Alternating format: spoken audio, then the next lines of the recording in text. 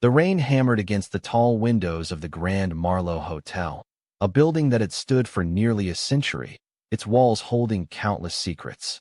Most guests who stayed here remembered it for its lavish decor, the soft velvet carpets, and the grand chandelier that glowed like captured starlight in the lobby.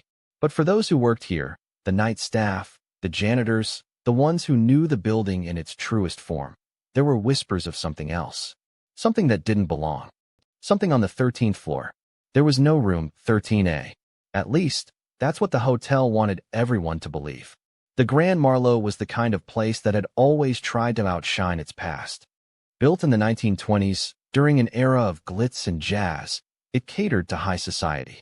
Politicians, musicians, and Hollywood stars once walked its halls. But in the decades that followed, the hotel developed a reputation, one that money couldn't plaster over. Guests whispered of strange noises at night, of flickering lights and cold drafts in sealed rooms. Staff members spoke in hushed tones about employees who quit without explanation, or worse, those who simply didn't come back to work one day. Yet nothing was more unnerving than the stories surrounding the 13th floor. Technically, the elevator panel jumped from 12 to 14. Like most hotels, the Grand Marlowe skipped the number 13 altogether, a superstition built into its very structure. But anyone who knew the building well enough, anyone who worked the overnight shift long enough, knew that wasn't quite true. There was a door that wasn't supposed to exist. Eleanor Ward had heard the rumors. A seasoned investigative journalist, she'd spent years exposing corruption and chasing urban legends, her byline appearing in several reputable magazines. But nothing had prepared her for the email that arrived in her inbox 3 weeks ago. The subject line read simply, "The door they don't want you to find." The message was short: stay at the Grand Marlowe. Take the service elevator to the 13th floor. Look for room 13A. Check in if you can. If you make it out, tell the world. There was no signature, no contact information, but attached to the email was a blurry photo, a nondescript hotel door with an old brass number plate. 13A. It should have been easy to dismiss as a hoax. Yet Eleanor couldn't shake it. A door like that, existing in a place where it shouldn't, scratched at something deep inside her. She booked a week-long stay at the Grand Marlowe under a false name. Her first impression of the hotel was almost enough to disarm her. It was beautiful.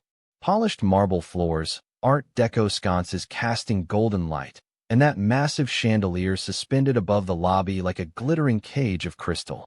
Staff members greeted her with polite smiles, none of them betraying any hint of what she'd read online. Her assigned room was on the 10th floor. The key card worked perfectly. Everything about her stay seemed normal, except for the elevators. There were 3 guest elevators in the lobby, all of them skipping the number 13. She checked each one carefully, 12, then 14. No sign of anything between.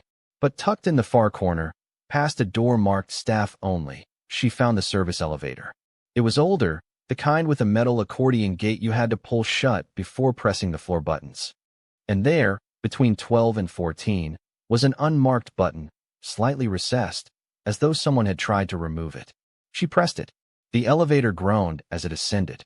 The lights flickered once, twice. Her heart hammered in her chest as the numbers ticked past 12. Then it stopped. The gate creaked as she pushed it open. The hallway beyond was wrong. The air smelled different, stale, like a basement sealed for decades. The carpet wasn't the same plush red as the lower floors, but a dull, threadbare pattern that reminded her of abandoned motels. The wallpaper peeled in long, curling strips.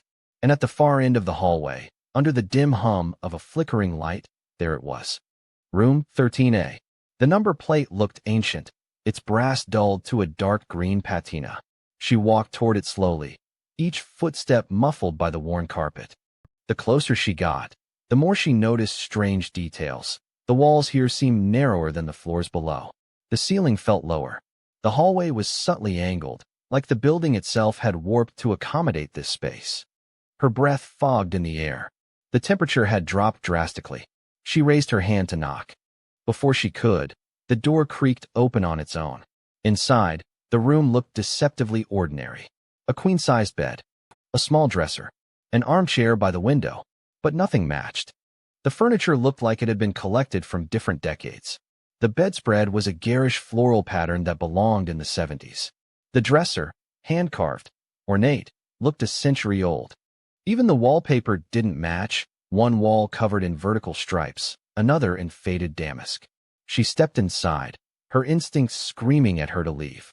The door slammed shut behind her. The first thing Eleanor noticed was the silence. Hotels always had some kind of hum, distant voices, the thrum of HVAC systems, the occasional elevator bell. But here, it was dead quiet. She turned to the door. The knob wouldn't budge. She yanked harder. Nothing. Her phone buzzed. She snatched it up, relief washing over her. But the screen froze. The time blinked 12 o'clock. No signal. Then came the sound. It started as a faint scratching, like nails dragging across wood. Slowly, it grew louder, coming from the dresser. Eleanor's hands trembled as she pulled open the top drawer. Inside was a guest book. The cover was leather, cracked and brittle with age. She flipped it open, her pulse pounding. The first entry was dated 1927. Margaret Ellis. One night. Never leaving. The next was 1931. David Carmichael. Checked in. They won't let me out. Page after page, entry after entry. Names. Dates. Short, desperate messages. The most recent one stopped her cold. Michael Ward. January 3rd, 2019. Please. Help me. Her brother. Michael had gone missing 3 years ago. The scratching grew louder. She turned toward the bed. The mattress shifted, as though something had crawled beneath it. Her breath caught in her throat. Slowly, the edge of the bedspread lifted, and a pale hand, impossibly long fingers, skin like wax, slipped out from underneath. Eleanor froze. Then, as if sensing her gaze, the hand retreated under the bed in a smooth, unnatural motion. She backed toward the door, clawing at the handle. Still locked. The scratching became louder. Closer. She turned, and the armchair by the window was now facing her. She hadn't heard it move. On the seat sat another guest book. This one was open. Blank pages, except for the first line. Eleanor Ward. February 18th, 2025. Her name. Today's date. Eleanor. The whisper came from under the bed. Her blood ran cold. Her phone buzzed again, though she hadn't touched it. The screen lit up, displaying a voicemail icon. One new message. She hit play. Her brother's voice filled the room. Don't fight it, he said, his tone broken, defeated. You'll only make it worse. The lights flickered violently. When they came back, the bed was gone. So was the armchair. The walls were closing in, the wallpaper peeling faster, like the room itself was shedding its skin. And then she understood. This wasn't a room. It was a trap. She ran to the window, but outside was not the city skyline. It was endless darkness. And faintly, just at the edges, other windows, hundreds of them, floating in the void. Some with faces pressed against the glass. Silent. Watching. Screaming now, she turned back to the door. It was open. On the other side stood Michael. Or what was left of him. His eyes were black voids. His skin stretched too tightly across his bones. Come on, he said softly. It's not so bad once you stop trying to leave. The door slammed shut. The lights went out. The guest book on the dresser snapped closed on its own.